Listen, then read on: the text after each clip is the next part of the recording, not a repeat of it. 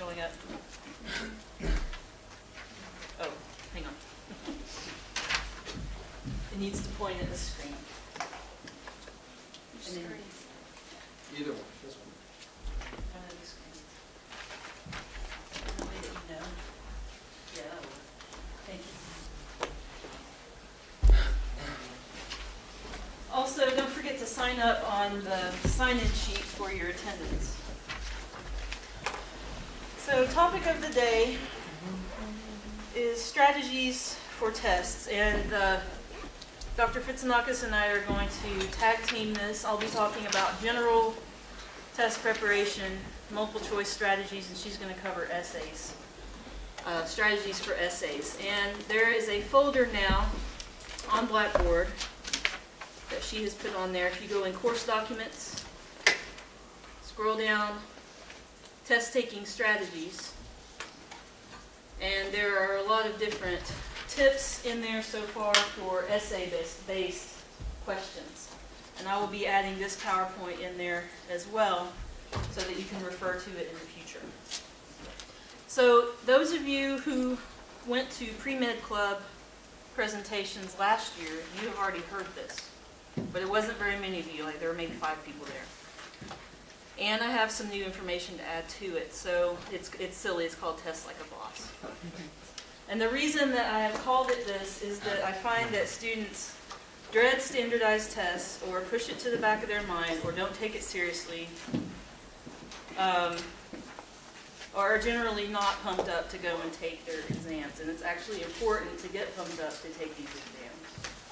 Because many of you will be taking many different exams, some of you will be doing GRE, actually quite a few of you, maybe a couple of LSAT, maybe dental admission test, MCAT, PCAT. Any others, Lumi? That? Yeah, that one I said out in words. DAT. I said that. Any others? There may be others. Maybe LSAT. Or maybe later on in your career you might have certification tests. I remember when I thought was my last standardized test, and that was woo! And then 10 years later I had another pretty important one. So here are some tips for doing standardized tests. And the first thing that I want to say to you is that these tests are a wall that you have to get over to advance in your career, but they are not so much a predictor of success in your career. All right? Super high test scores do not so much correlate with actual success in life, but they are a wall that you have to get over, and they are something that you should take seriously. So, sort of to outline how you, I love this, this is a t-shirt, I need it. You need to have the attitude that you're going to prepare to do great on your standardized test. It's not technically a My Little Pony, but it resembles. And it has a plunger on its head, which is interesting. And I didn't notice when I picked that. But generally, these are the things that I'm going to talk about in my section. Number 1, take it seriously. Number 2, know your enemy, which is the test. Know what the test is going to be like.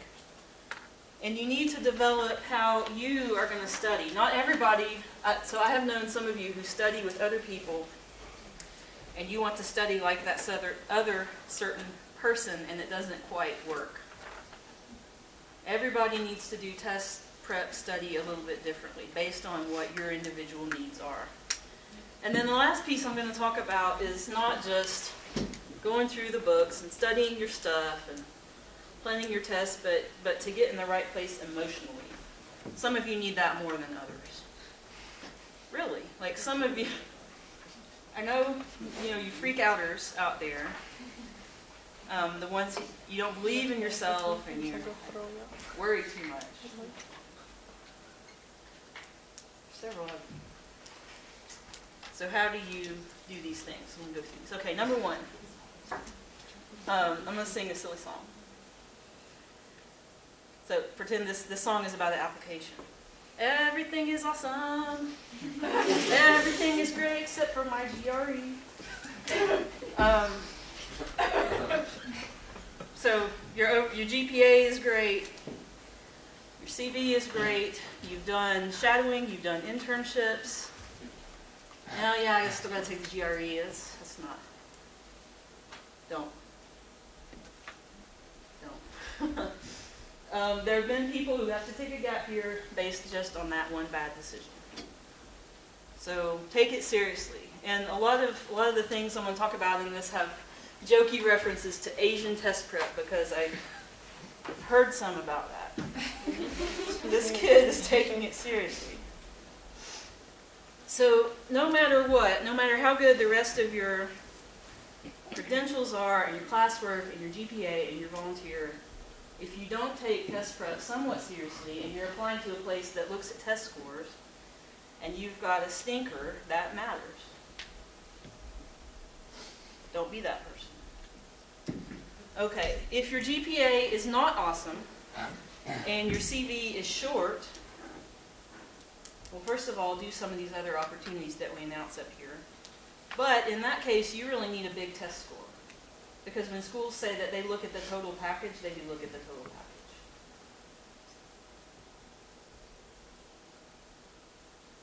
Some people need a bigger test score than others. So somehow you need to do something for test prep. You need to do something for test prep. Make a plan. Take it seriously. Okay, scheduling. There are many students who take the approach that I'm going to take it one time, and just see how it goes, and then I'm going to take it again for real. I do advise taking it twice, but not for the first time to just see how it goes. Because if you pick to send that score to schools, they see that score. There's other ways to see how it goes than actually signing up and spending the money and taking it the first time. So how do you do scheduling? My general advice is that you should plan to take your test of whatever, your test, twice. How do you decide when to take it? No. When you're ready. That's a good answer. How do you decide when to take your test? What do you start with? When is it offered? Application deadlines, then when is it offered? Then count back to the time before that. So if your application deadline is, what's the application deadline? September 15th. September 15th.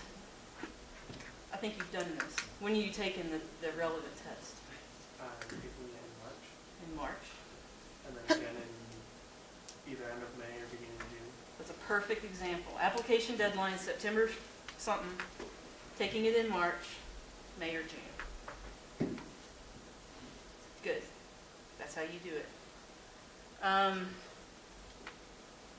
mean, if you're late on the ball and you've only got one shot before the application deadline, well, yeah, go ahead. Go ahead and prepare even more for that one. But try and take it twice. Don't blow off the first time. So you need to look far ahead. If you're a junior, you need to look right now. If you're a sophomore, you might as well go ahead and look right now. To plan out ahead because you don't want test prep to creep up on you. Okay, number 2. Know your enemy. Every test is a little bit different. Some of them, like the MCAT, is undergone an enormous change. And if you, I know Caleb made sure he squeaked in the last, the last test date for the old MCAT because what's new on the new one?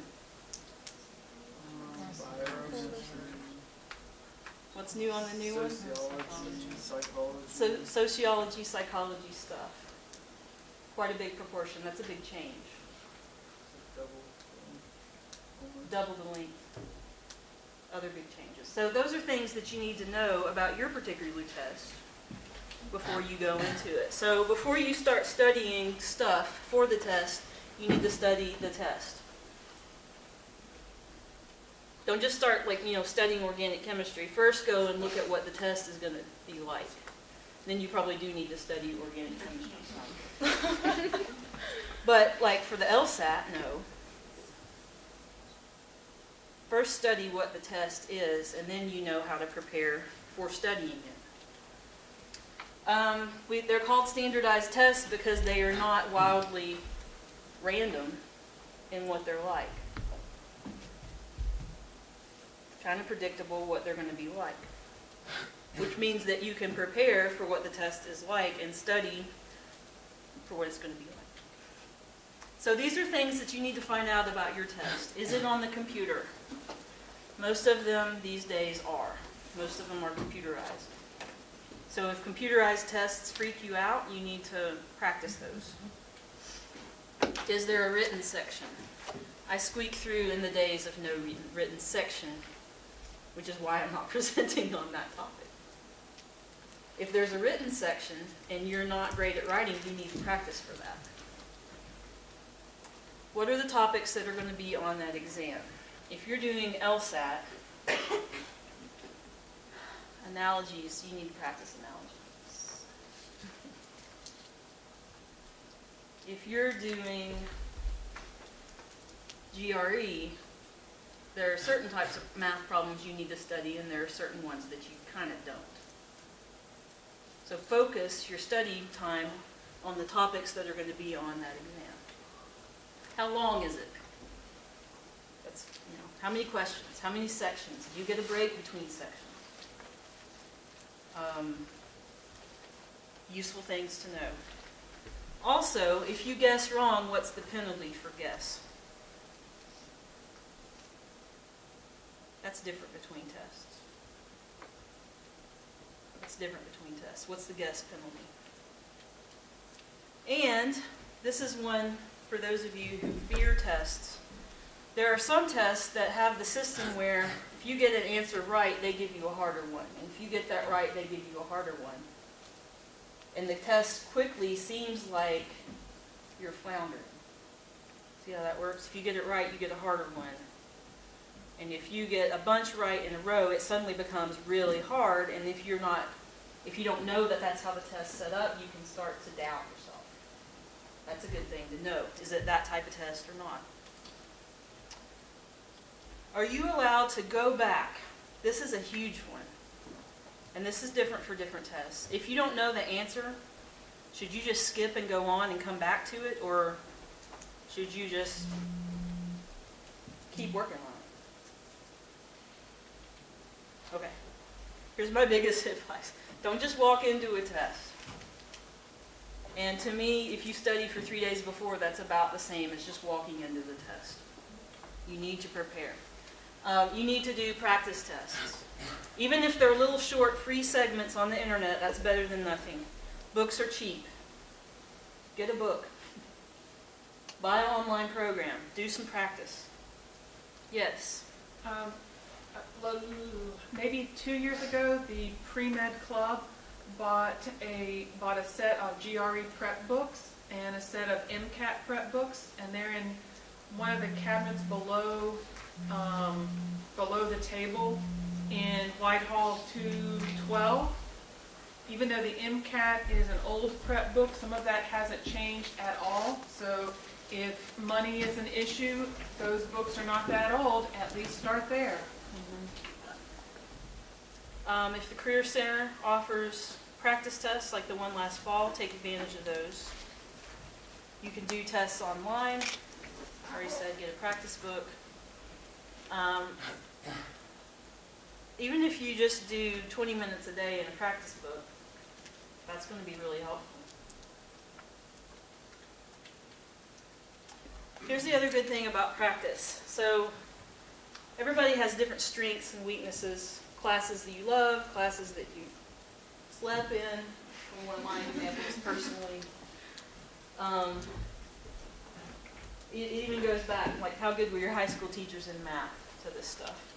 So if you do a practice test and it has diagnostics, this one's not really useful because this person did pretty great on all the sections, but it'll tell you, well, you're not very good at those critical reasoning type of problems where so-and-so can only do this dance on a Tuesday and Johnny can only run track on a Friday. Score reports will tell you where to focus your study, because not everybody needs to study every single topic. So a lot of times those will line up with courses that you struggled in, or if you're super great in math but you don't, over your life you haven't read a lot and your vocabulary is not great, diagnostics can tell you that. And then you don't need to study more math, you need to do vocabulary work. So once you know that, once you know what the test is going to be like, and you've practiced and you've seen your weak areas, then you figure out a study plan. See how this works? Then you figure out a study plan to help you in your weak areas, because most people don't need to study every single thing. And most people don't have time to study every single thing all the way back through junior year of high school. So find out what your weak areas are by doing practice tests, by getting the diagnostic, and then you make your study plan. I love it. You don't have unlimited study time. Use it wisely. Okay, so you're weak in, let me think of an example.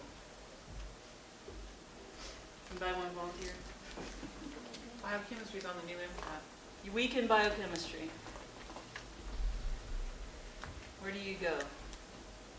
If you've got class notes, go back to class notes. Because you wrote them, you're familiar with them. If you, I don't know if we do this so much, but if you had textbook e-resource access and the code's still working, go back to that and do practice. YouTube videos, Khan Academy, Bozeman Science. A lot of good resources there. Little Cliff Notes condensed study guides. I've got one for biochemistry in my office that I bought when I was your age, and it was super helpful. It's probably still the same stuff, and those are pretty cheap. Oh, if your test is going to have, there's different kinds of tests. Like the ACT, you have to know a lot of formulas and you have to remember a lot of certain facts. SAT, not so much. If you're taking a test where there's going to be certain mathematical formulas that you need to know, well, you need to memorize those. So if you need to flashcard it, do so. When I was, right before I came here, I was getting ready to get licensure to teach high school chemistry, and I also had to pass an earth science test. There you go. That's what I did. Learned earth science from that book. Read a little bit every night. Not all in one day. A little bit every night. That's what I needed to know. That was my weak area. All right, so it's January. We're in the third week. Tests start this week, next week. Where do you find time for this? The best time to study for a test is school breaks, which just ended. Yeah. Just ended. I'm so mean. But if you're a junior, sophomore, school breaks are the best time to study for tests because you don't have to have as much mental discipline to make yourself do it. If you're taking a test during the semester, I know some of you have major important tests that occur during finals week, and if you have that situation, your instructors, I think, will put off your final till after that's over. But if you need to study during the semester, and some of you do, block it out in your calendar. If you know a friend that has to also take that test, do it together. That will help. Study with friends. Review with friends. And if you know that the test is coming up and you're in a class on a topic that's going to be on the test, well, that's helpful. Tell yourself mentally, that's my study time for cell biology and my MCAT. So I'm kind of switching to a new section now, specifically about multiple choice. Many of these tests are going to have multiple choice. I know in biology we are kind of devoted to trying to write hard multiple choice. That's to get you ready. If you've done a lot of hard multiple choice and you see a hard multiple choice, you're not going to melt into a puddle. You'll just go right on and do it. Those of you who have come through classes with us or with chemistry or with Dr. Fay for a long time, we can tell you what your specific multiple choice issues are because we've seen them. So that's worth an ask when you get ready to do a study plan. Ask your professor, what are my issues with multiple choice? Some of you are the world's worst second guessers. And you erase that circle and you draw a new one, and I draw a frown. Some of you have that. Okay, number one. Some of you have this. Oh gosh, I got to read the question and then I got to do the question. 5 more seconds reading the question can be very helpful, and you need to specifically look for these. Except, all the blah blah blah except, which one of these are not? And this one is becoming popular on standardized tests. Choose all that apply, which you hate. It's becoming popular on tests. Choose all that apply, and you'll have 8 things, and you're supposed to choose some number of them. So read the question. If it's a choose all that apply and you don't see it, some of you are doing this in my class all the time. If it's choose all that apply and you don't see it, and you're supposed to choose 4 and you choose 1, that's awful. Awful. And I try to stand up and in my class say, watch out. And so these next ones are when you come to a question that causes you panic. You come to a question and you just have no idea. First go to the words that you know. First go to the words that you know. Don't obsess over the ones that you don't know. First on the words you know, then on the ones that you don't. Scratch paper is your friend. Some of you, this would be a good study. Correlate scratch paper notes with test grade. Some people do a lot, even on the multiple choice. They're circling, they're crossing out, they're writing a little note over here. Do that stuff. Some of this is real obvious. You probably heard it before because you grew up in standardized test elementary through high school, but go ahead and throw out the answers that are just totally wrong. How do you know what answers are totally wrong?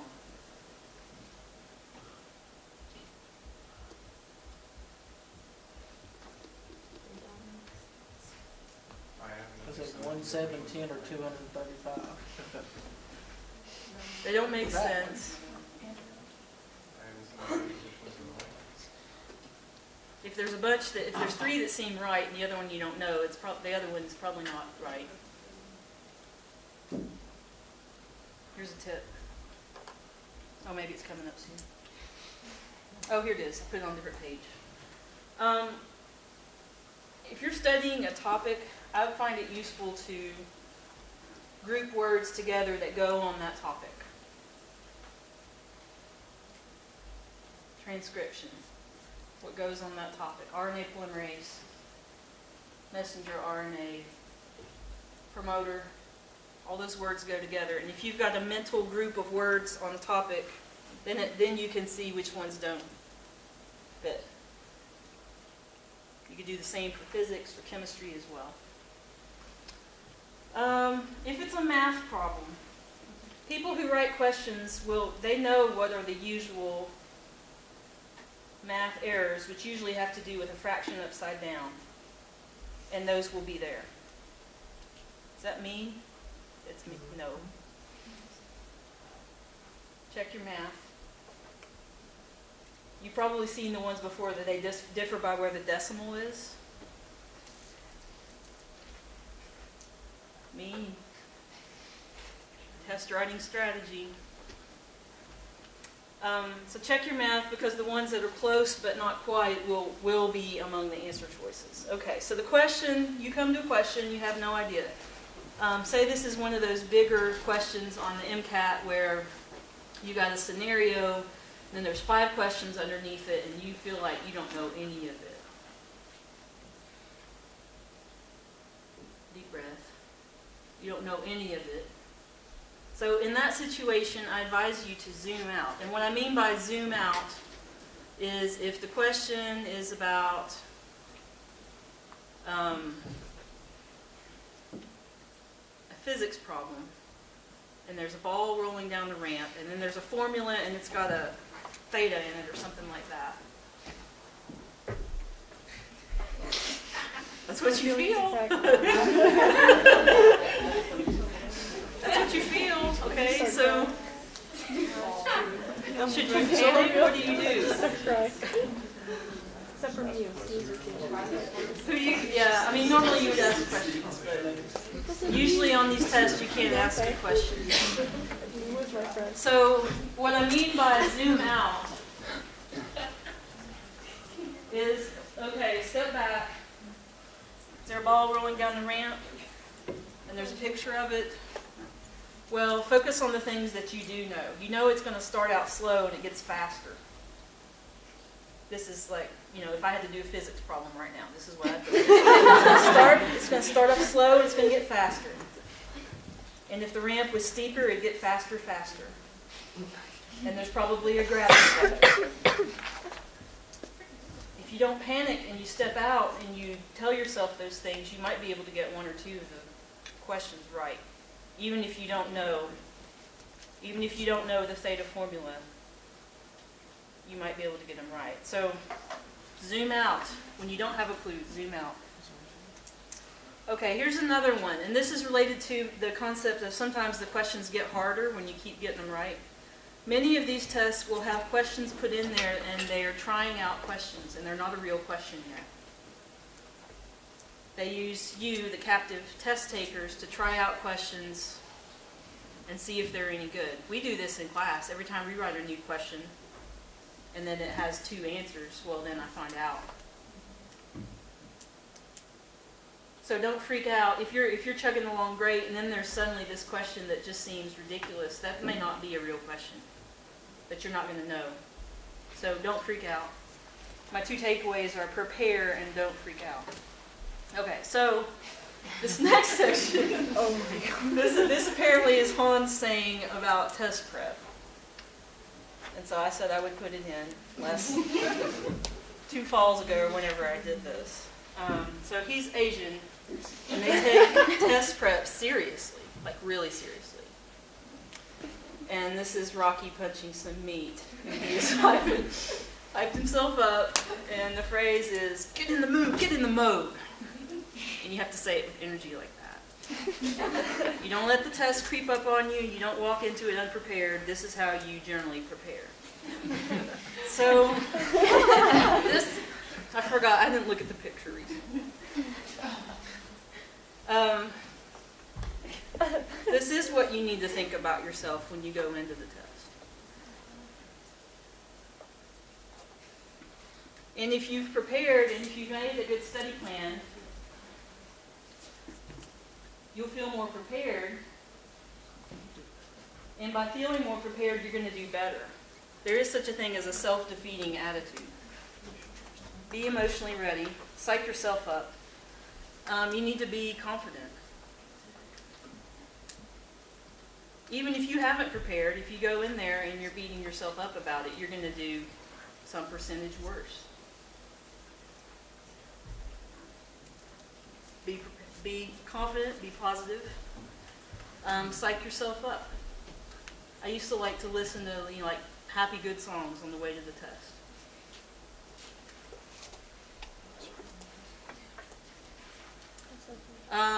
Don't go in there in your pajamas. This is true for phone interviews as well. Don't go in your pajamas. Comb your hair. Eat a breakfast. Look like the kind of person that's gonna ace the test. It'll help you mentally. Okay, here's one that it's hard for me to describe how to do it, but I want you to try to do it. Mental discipline. Do not panic. Some of you need practice on this even than just like the regular day-to-day tests. Do not panic, do not skip over, do not leave blanks. Zooming out will help with that. Don't panic and fall apart in here. Just don't. So I'll tell you a story. So, I like to listen to my favorite songs loud on the car on the way to the test. When I was in high school, I was listening to my favorite songs loud in the rain on the way to the test, and I crashed my car on the way. Seriously? Yes. I did. And I managed to back it out of the ditch, and I drove it to the test, and the steering wheel was like this when I was going straight. And I got there, and I think it was the ACT. I got there, and I was crying, and Mr. What's-his-name, the PE coach, gave out the test. I started working on it, and as long as I was working on it and focusing, I was not crying. Section break, start crying. Give me another section. This was back in the paper days. Work on it, stop crying. So you have to make your mind focus on the thing that you're doing. This is useful life skill anyway. Shut off unhelpful thoughts. I'm not the best to describe how to do this. This is a psychology type of thing, but it is really important for tests. If you just did the critical thinking section and it was awful, you've got to start over on the writing section. You've got to start over, and the other section is over, and you've got to do your best on the thing that you're doing right now. Focus on it right now.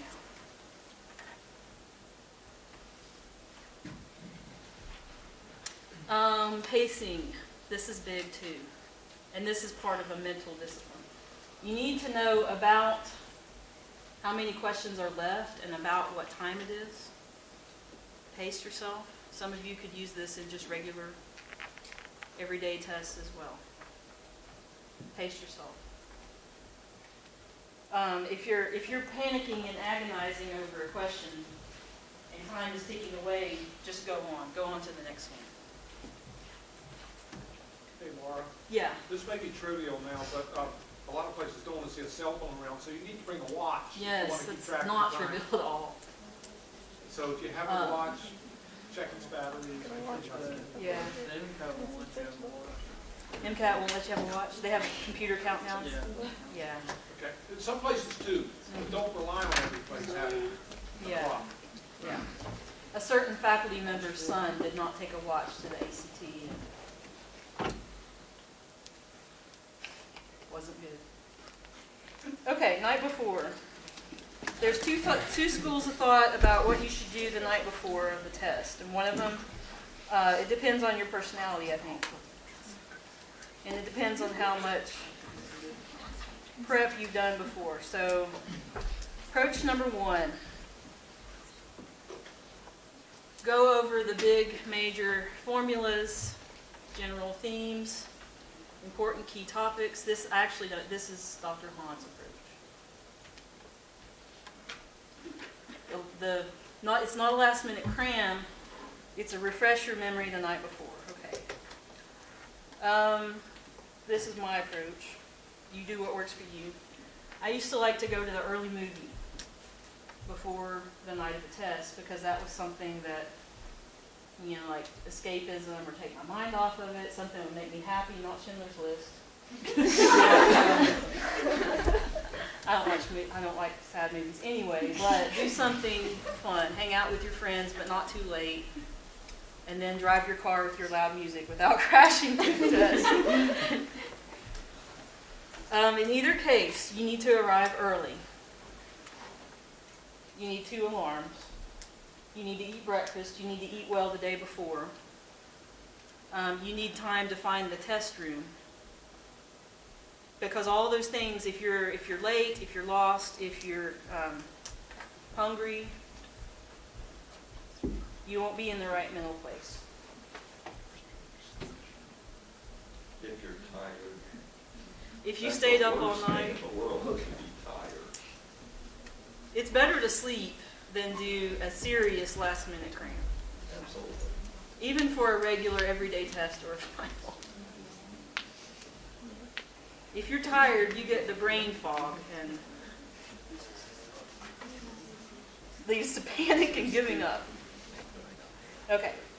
All right. There are some people who say that they're bad testers.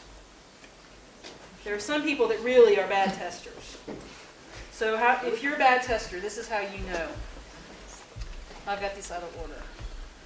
If your grades, your GPA, is always way better than your test scores, you might be a bad tester. That's part of it. If your test scores on standardized tests are pretty bad, even if you do a lot of prep, you might be a bad tester. If you're definitely a bad tester, you might want to do a more serious test prep course. They have those. Kaplan provides a lot of them. If the rest of your application, your GPA, your resume, your shadowing, your volunteering, your extracurriculars, if that's short and you need a big test score, you might want to consider an official test prep course. Here's the other aspect of test prep course. You have a lot of money and you have a lot of time. If you know that you have this situation, you need to plan for money and plan for time to do a test prep course. I don't recommend test prep course for everybody because they're kind of a money grab, but they can be helpful in certain situations. Oh, that's the end? That's a really abrupt end. It's not the end. End of my part. And Dr. Vitsanakis is going to talk about essay strategies, which I'm looking forward to hearing, actually, because I escaped the essay days. So any questions? General questions? Another useful resource is your friends who have taken that test recently. Ask them what it was like. Ask them what they would do different. Ask them what was most helpful.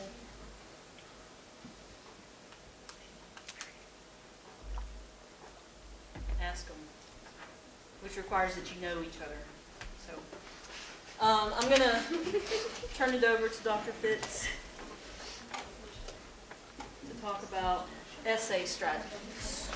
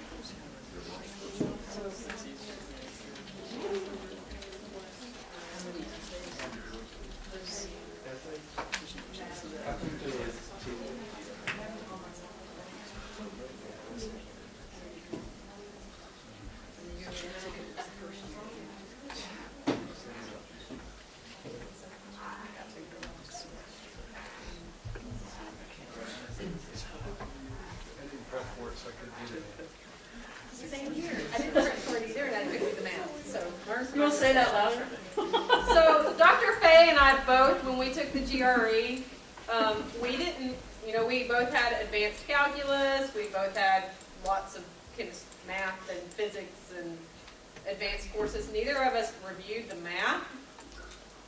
We did bad. Well, not bad, but not good. So it had been how long since you'd had trig and geometry? 7 years. Yeah. 7 years, done. About the same here. And that's the math that's on at least the GRE. It's not calculus. So review your trig and geometry for that. I always say, I sat there going, what do I do with numbers? Who uses numbers anymore? What is this? What sister are we in?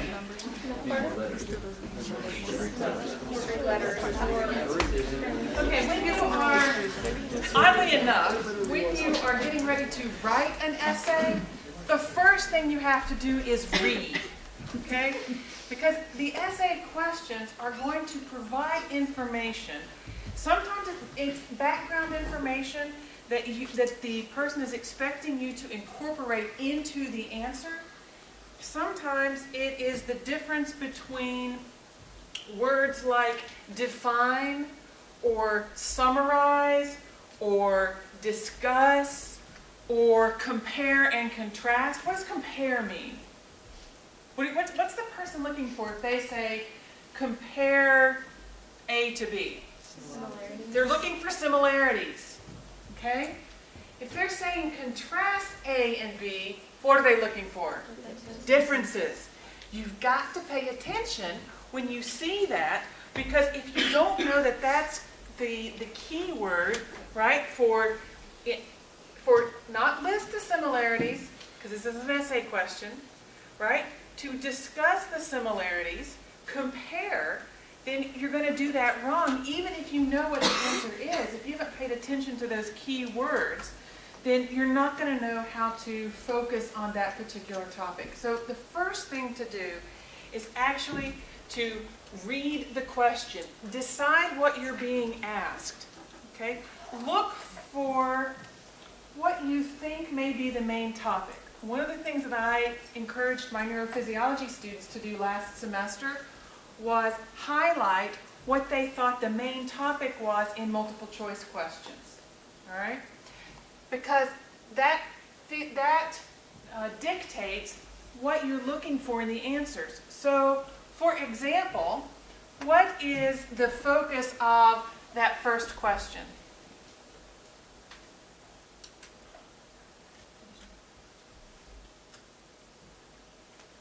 What's the focus? What's the main idea of this question?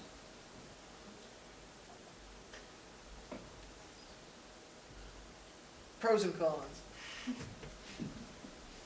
That's what you're going to have to... No. Not what are you supposed to do. What's the main idea? What do you have to address in this particular question? Standardized testing. That's what they want to know. They've given you a context in which to do it, right? They're saying, you know, we've got some changes in federal policies, and so this has led to some standardized testing.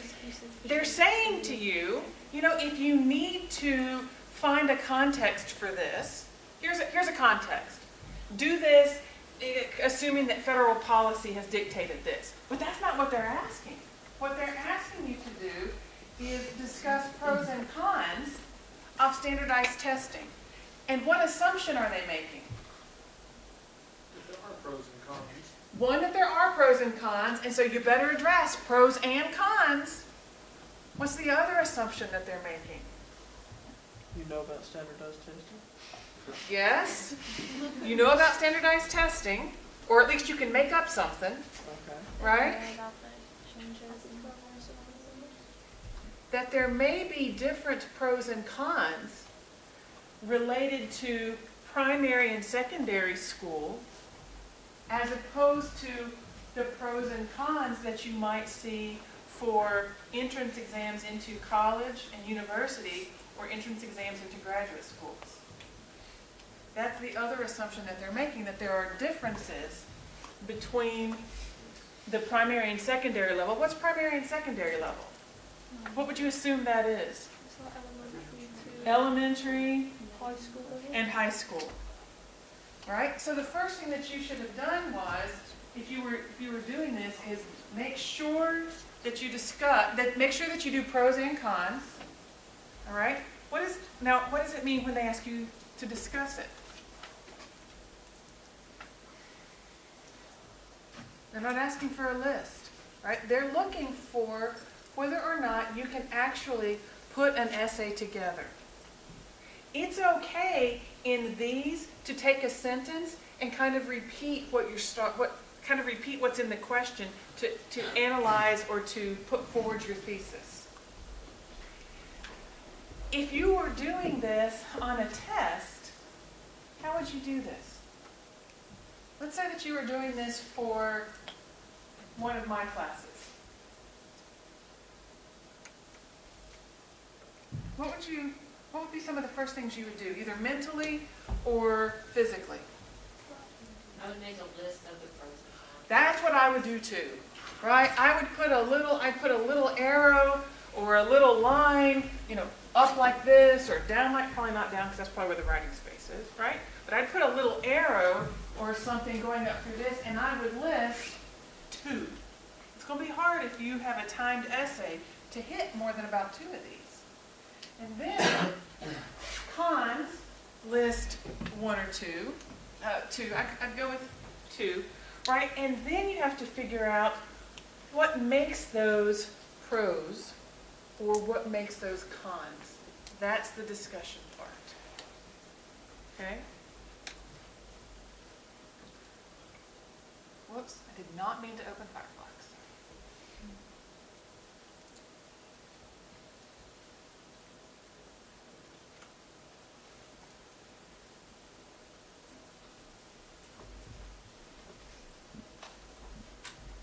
Okay, plan it. Take just 30 seconds and jot down those words that are important. Circle discuss. Circle compare and contrast. Circle analyze.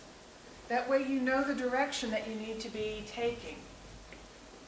If you have an essay for a standardized test that's going to require the standard essay format, what's the standard essay format?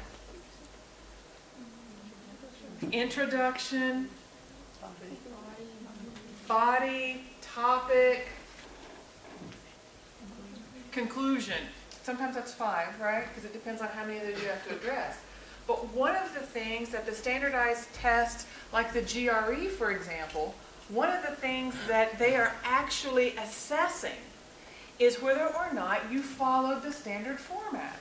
If you don't know the standard format, you're in big trouble because that's part of what they're going to test you on. So that goes back to what Dr. Ahn said, know the beast, right? Make a list. When you start to write down your answers, do you need to define anything? Sometimes you can buy yourself a little bit of time, right? And a little bit of extra fluffy points by putting a definition in there. That way everybody's on the same page for the definition that you're using.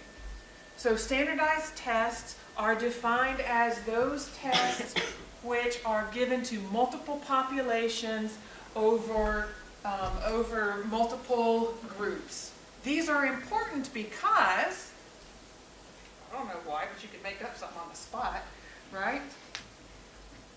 So if you need to, put some definitions in there and start general and move more specific.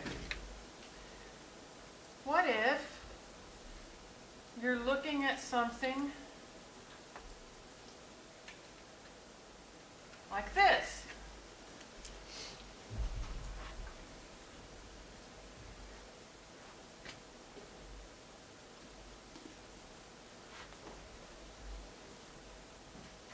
How does what I just mentioned to you, how does that relate to this essay question? If you have multiple essay prompts, this would be a prompt. If you have multiple essay prompts from which to choose, and you're not familiar with any of the big words, go to the next one, right? Sometimes you're just stuck, and you have to answer whichever one it is, right? So what would you do in this case?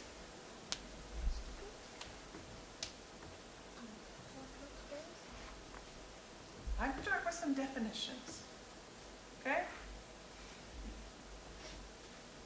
Because I need to buy me some time and some points, because I'm not confident with this one.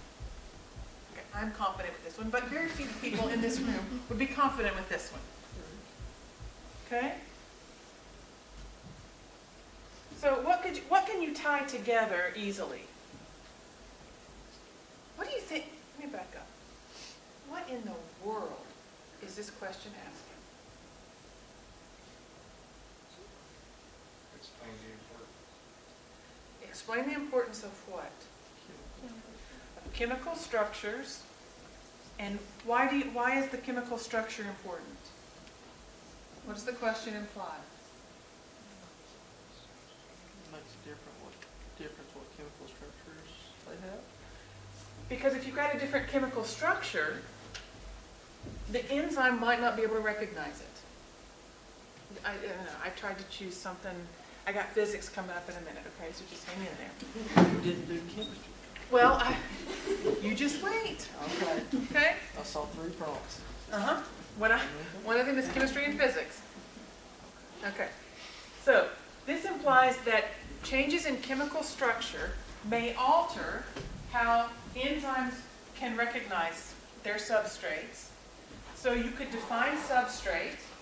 You could talk about how the substrate relies on unique chemical structures in order to be activated, and that's what this is saying too. And you could also define biotransformation, right? And then you can kind of work your way through this logic pathway to try to tie all these things together. But this would be one that would lend itself really well to some initial definitions. The problem is if all you do is define stuff, you're not getting points. You're not, if this is worth 10 points and all you do is define it, you're looking at maybe 10 or 20, 1 or 2 points. Wouldn't that be great? You could define it and get 20 points and the question's only worth 10. You could get 10 or 20%, which would be 1 or 2 points. And then how you tie this story together in the context that they're looking for is biotransformation. How you tie that in is going to be the other points.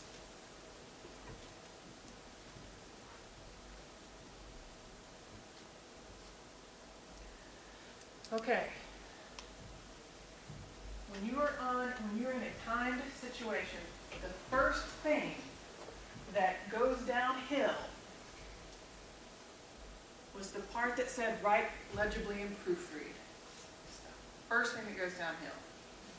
If you struggle with essays, you may want to start this first. Because handwriting will be good, your brain won't be totally fried, so you'll have a better chance of spelling things correctly. Because if this is for the GRE or some other standardized test like that, they will take off points for incorrect typing. Luckily, they don't make you handwrite those things anymore, but they'll take off points for incorrect